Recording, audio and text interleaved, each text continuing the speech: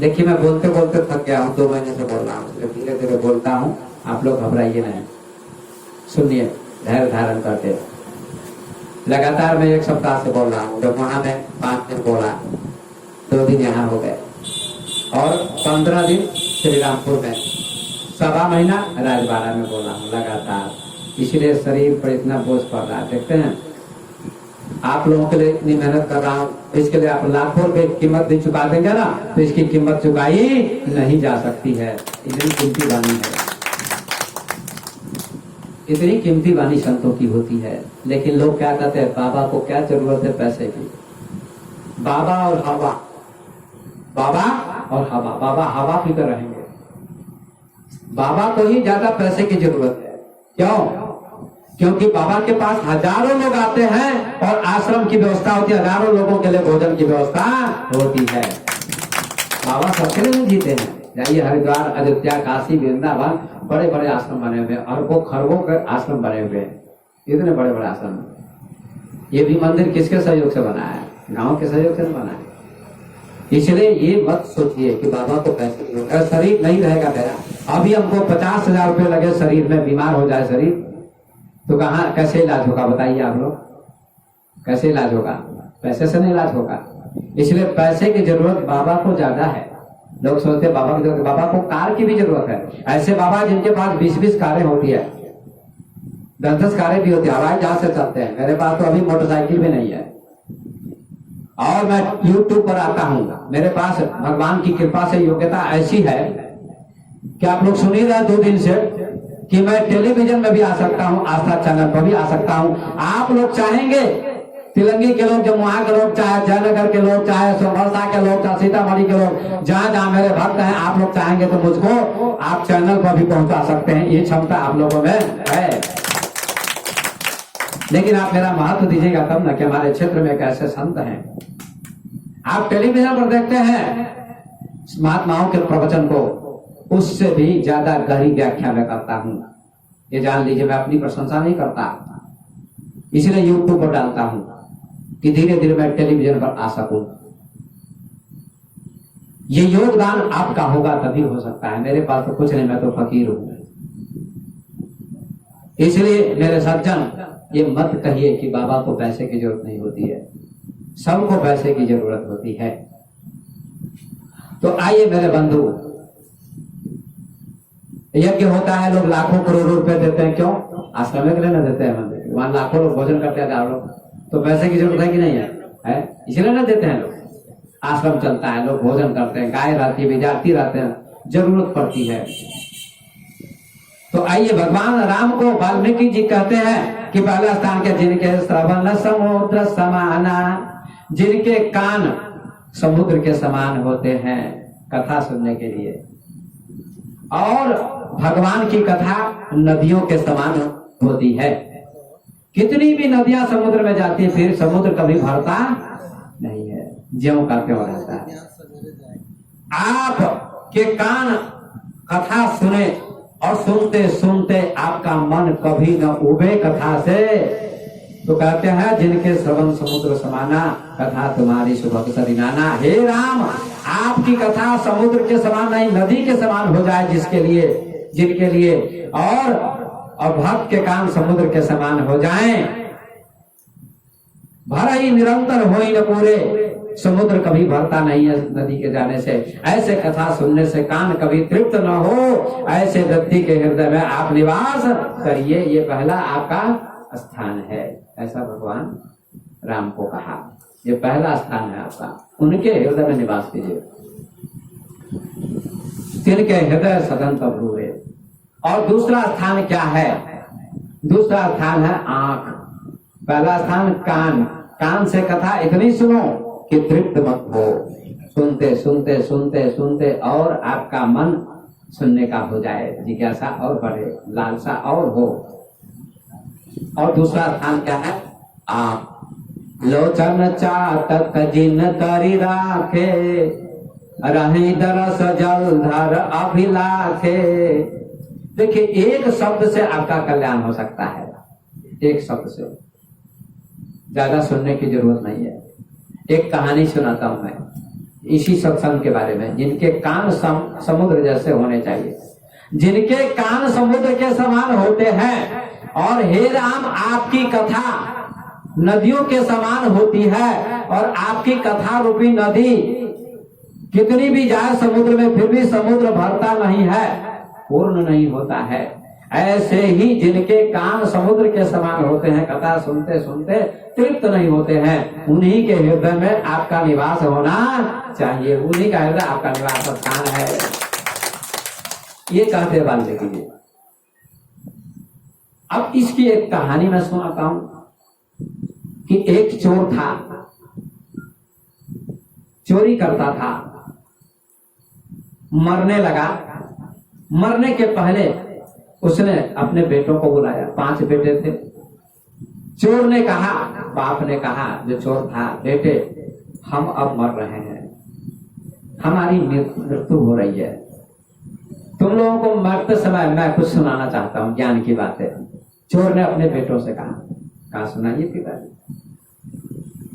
चोर ने 5 बेटों से कहा, बेटे ध्यान रखना, मैं मर रहा हूं, 3 बातें सुना के जा रहा हूं, तुम्हारा कल्याण होगा तुम लोगों का। कहा बाबूजी कहिए पिताजी, क्या संदेश है, क्या उपदेश है? कभी भगवान का नाम मत लेना, कभी भी भगवान का नाम मत लेना, ये पहला उपदेश है मेरा। अब चोर कौन उपदेश देगा? कभी भी भगवान का नाम मत लेना। अच्छा ठीक है पिताजी, कभी भगवान का नाम नहीं लेंगे। और दूसरी बात, कहा कभी भी सत्संग में मत जाना, कभी सत्संग में मत जाना, कथा में मत जाना। ये दूसरा उपदेश मेरा। और तीसरा उपदेश मेरा कि सत्संग के रास्ते से जाना भी पड़े, चोरी करने जाओगे तो कान में अंगुली कर लेना, सत्संग का शब्द नहीं सुनना। यही 3 उपदेश हमारे हैं, 3 बातें। इतना ही कहकर मर गया चोर। अब बेटे चोरी करने लगे। एक दिन बड़ा बेटा चोरी करने जा रहा था, रास्ते में सत्संग हो रहा था, जैसे यहाँ हो रहा है, रोड है, रोड होके जा रहा था। महात्मा सत्संग सुना रहे थे। महात्मा ने कहा भक्तों से, भक्तों देवता की छाया नहीं बनती है, देवता की छाया नहीं बनती, आदमी की छाया बनती, पर देवता की छाया नहीं बनती है। यही कहा था प्रवचन में। लेकिन जब सत्संग के नजदीक में गया वो, तो उसने कान में अंगुली कर ली कि पिताजी ने कहा है कि कान में अंगुली कर लेना। लेकिन भगवान की कृपा जिसके ऊपर होती है उसको कोई टाल नहीं सकता। उसको ठोकर लगी और गिर गया नीचे, अंगुली छूट गई, कान से बाहर आ गई। तो महात्मा जी जो सुना रहे थे कि देवता की छाया नहीं होती है, यही सुन लिया और सुन के झटपट उठा और फिर कान बंद करके आगे निकल गया कि कहीं और शब्द न सुनाई पड़ जाए। पिताजी का प्रवचन मैंने सुना है ना, उपदेश। आगे जाता है, किसी घर में चोरी करता है, चोरी करके आता है, कपड़ा, वस्त्र, आभूषण, गहने चुरा के लाता है और बांटता है भाइयों में। जिसके घर में चोरी हुई वे परेशान था। दारोगा जी को कहने गया कि दारोगा जी हमारे घर में चोरी हो गई। एक भजन गीत नहीं लोग आते, दारोगा जी चोरी हो गई, नहीं कहते हैं दारोगा जी चोरी हो गई, हमारे घर में चोरी हो गई है, आप तलाश कीजिए, पता लगाइए कि किसने चोरी की। दारोगा जी ने कहा, दारोगा जी भक्त थे, सत्संगी थे, उन्होंने कहा ऐसे पता नहीं लगाऊंगा, पता लगाऊंगा चिंता मत करो, मैं पुलिस को भेजता हूँ, CID को, पुलिस को भेजते हैं। दारोगा जी तो 4 पुलिस को पता लगाती है, पुलिस पता लग जाता है कि फला गांव के व्यक्ति ने चोरी की है। दारोगा जी ने कहा चोर को भक्त बनाना है, जो चोरी किया है उसको भक्त बनाना है। तो दारोगा जी भी भक्त थे, किसी संत के, महात्मा के शिष्य थे।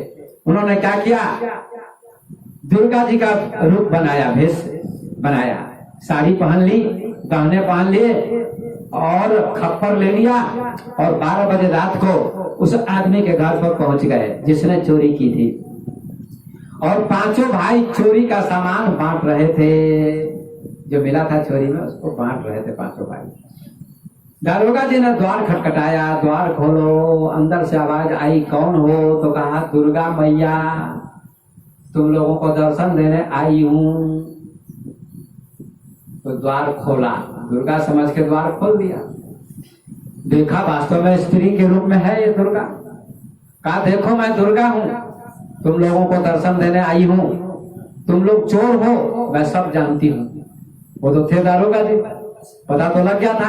कहा मैं सब जानती हूँ, स्त्री की भाषा में, स्त्रीलिंग भाषा में बोले कि मैं सारी बात जानती हूँ। तुम लोगों ने चोरी की है, बड़े भाई ने चोरी की है और तुम बंटवारा कर रहे हो, इसलिए आज का सारा सामान हमको दे दो दान में, नहीं तो तुम्हारे घर का मैं नाश कर दूंगी, श्राप दे दूंगी। तो सब भाई डर गए कि अगर दुर्गा जी को नहीं देंगे सामान दान में तो हमारा घर नष्ट हो जाएगा, बर्बाद हो जाएगा, श्राप मिल जाएगा। तो सब भाई तो डर गए, लेकिन बड़े भाई ने एक बात याद की। बड़े भाई को एक बात का स्मरण हुआ, याद आई एक बात। क्या? बड़ा भाई ही गया था चोरी करने, एक दिन अकेले गया था चोरी करने, चार भाई उस दिन नहीं थे साथ में। तो उसी बड़े भाई ने कथा के एक शब्द को सुना था कि देवता की छाया नहीं होती है। तो उसने चिंतन किया, वही बात याद आ गई उसको, संत की बात कि देवता की छाया नहीं होती है। तो उसने गौर से देखा दुर्गा जी को, कहा अगर ये दुर्गा होगी, देवी होगी, तो इसकी छाया बनती होगी। अगर ये दुर्गा नहीं होगी तो छाया नहीं बनती होगी, इसकी पहचान है। यही महात्मा जी ने कहा था। तो उसने गौर से देखा दुर्गा बने हुए दारोगा जी को, गौर से देखा, टकटकी लगाकर पैर से सिर तक किसकी छाया बन रही है, बन रही है। चांदनी रात थी तो देखा तो छाया बन रही थी, क्योंकि वो तो आदमी थे, दारोगा जी थे। तो बड़े भाई ने कहा सभी भाइयों से, चारों भाइयों से, ये कोई दुर्गा नहीं है, ये कोई आदमी है जो दुर्गा का वेश बना के आया है। इसे लाओ लाठी बंदूक और इसको मारो, डरने की जरूरत नहीं है। सब भाई टूट पड़े उसके ऊपर, दारोगा जी के ऊपर। अब दारोगा जी तो भागने लगे, कहा बचाओ बचाओ बचाओ, कहा जान से मार डालेंगे, तुम दुर्गा नहीं हो, तुम कोई ठग हो। तो दारोगा जी भागने लगे और पांचों भाइयों की रक्षा हो गई, धन बच गया। और दुर्गा जी खड़े हो गए, मतलब खड़ी हो गई दुर्गा जी, मतलब दारोगा जी खड़े हो गए दुर्गा जी के वेश में और कहते मत मारो मत मारो, मैं दारोगा जी हूँ, मैं दारोगा जी हूँ, दारोगा हूँ, क्योंकि मैंने तुम लोगों को भक्त बनाने के लिए दुर्गा का वेश धारण किया था। तो देखो महात्मा जी के एक शब्द से तुम लोगों को ज्ञान मिल गया ना। तुम्हारे बड़े भाई को ज्ञान था कि देवता की छाया नहीं बनती है, इसलिए बड़ा भाई नहीं डरा और तुम सब भाइयों ने हमारा आदर नहीं किया, हमारे ऊपर तुम सब भाई टूट पड़े मारने के लिए। इसलिए सत्संग का कितना बड़ा महत्व है। तो सब भाइयों ने कहा सही कहते हैं दारोगा जी, आज से हम सभी भाई चोरी नहीं करेंगे, आज से सभी भाई भक्त बन जाएंगे, किसी महात्मा के शिष्य बन जाएंगे। हमारे पिताजी ने गलत कहा था, हमारे पिताजी मूर्ख थे कि भगवान का नाम मत लेना, सत्संग में मत जाना, और जाना भी पड़े तो कान में उंगली डाल लेना। हमारे पिताजी महामूर्ख थे। अब ज्ञान हुआ कि सत्संग की ऐसी महिमा होती है। एक शब्द से ज्ञान हो गया कि देवता की छाया नहीं बनती है। तो दुर्गा बने हुए दारोगा जी को हमने पहचान लिया, ऐसा बड़े भाई ने कहा और सबका परिवर्तन हो गया, सभी भक्त बन गए। ये सत्संग की महिमा है। इसलिए गोस्वामी जी ने लिखा कि बिनु सत्संग विवेक न होई, राम कृपा बिनु सुलभ न सोई। बिना सत्संग के विवेक नहीं होता, ज्ञान नहीं होता। तो आइए वाल्मीकि जी कहते हैं, महर्षि वाल्मीकि, हे प्रभु राम, दूसरा स्थान बताता हूँ। पहला स्थान जिसके कान समुद्र के समान होते हैं और आपकी कथा नदी के समान होती है, ऐसे व्यक्ति के हृदय में आपका निवास होना चाहिए। ऐसे व्यक्ति के हृदय में आप निवास कीजिए। दूसरा स्थान भगवान को वाल्मीकि जी बताते हैं लोचन चातक जिन करि राखे, रहे दरस जलधर अभिलाखे। निद रही सिंधु सरित सरबारी, रूप बिंदु जल होहि सुखारी। जिनकी आंखें चकोर पक्षी के समान होती हैं। चकोर पक्षी होता है, चंद्रमा के लिए टकटकी लगाता है, उसकी चोंच पर कोई आग भी डाल दे तो आग को भी खा जाएगा, इतना प्रेम होता है चंद्रमा के प्रति।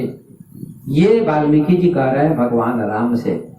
जिस भक्त की आंखें चकोर पक्षी के समान होती हैं, लोचन चातक जिनकर ही राखे, रही दरस जलधर अभिलाखे। चंद्रमा को देखने के लिए जिसकी आंखें टकटकी लगाती हैं, निद रही सिंधु सरित सरबारी।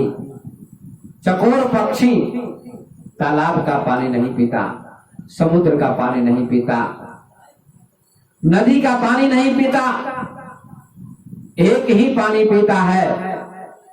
आप लोगों ने एक नक्षत्र का नाम सुना होगा, अभी बरसात चल रही है। एक नक्षत्र होता है स्वाति, स्वाति नक्षत्र। स्वाति नक्षत्र का बड़ा महत्व है। एक बूंद स्वाति नक्षत्र की बड़ी कीमती होती। पहली बूंद आकाश से जो छूटती है, पहली बूंद, ये ध्यान रखिएगा। अगर स्वाति नक्षत्र की पहली बूंद हाथी के मुंह में पड़ेगी तो गजमुक्ता बन जाएगा, जो लाखों रुपए में बिकता है। गाय के मुंह में पड़ जाएगी तो गौलोचन बन जाएगा, बांस में पड़ जाएगी तो वंशलोचन हो जाएगा, केले में पड़ जाएगी तो कपूर बन जाएगा, और सांप में पड़ जाएगी तो मोती बन जाएगा। और आदमी के मुंह में पड़ जाए पहली बूंद तो कहते हैं आदमी राजा बन सकता है। इतना महत्व स्वाति नक्षत्र का होता है।